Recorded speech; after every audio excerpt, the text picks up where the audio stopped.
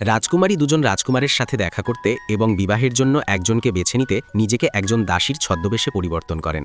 অপ্রত্যাশিতভাবে বড় রাজকুমার আসল রাজকুমারীকে ধাক্কা দিয়ে ফেলে দেন এবং ছদ্মবেশী দাসীকেই রাজকুমারী মনে করেন। প্রথম সাক্ষাৎ ও ভালোবাসা। ভাগ্যক্রমে ছোট রাজকুমার দৌড়ে এসে রাজকুমারীকে ধরে ফেলেন। প্রথম দেখাতেই তিনি তার প্রেমে পড়ে যান। যখন বড় রাজকুমার দেখেন যে মেয়েটি ছোট রাজকুমারের সাথে হাসিখুশিভাবে কথা বলছে, তখন তিনি রাগে জ্বলে ওঠেন। কেউ যখন দেখছিল না, তখন তিনি মেয়েটিকে ধাক্কা দিয়ে হ্রদের মধ্যে ফেলে দেন।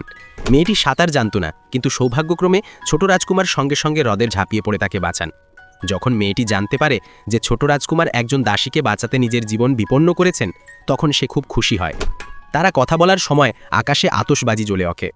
সেই রোমান্টিক মুহূর্তের সুযোগ নিয়ে রাজকুমারী ছোট রাজকুমারের কাছে তার ভালোবাসার কথা প্রকাশ করেন। তবে ছোট রাজকুমার রাজকুমার হিসাবে তার মর্যাদার কারণে রাজকুমারীর প্রস্তাব প্রত্যাখ্যান করেন। ছোট রাজকুমারকে বিয়ে করার জন্য দৃঢ় সংকল্পবদ্ধ রাজকুমারী পরের দিন নিজের আসল পরিচয় প্রকাশ করেন। তিনি সবার সামনে তাকে বাগদানের উপহার বা বিট্রোদেল গিফটস প্রদান করেন। এই দৃশ্য দেখে বড় রাজকুমার অনুশোচনায় ভরে ওঠেন।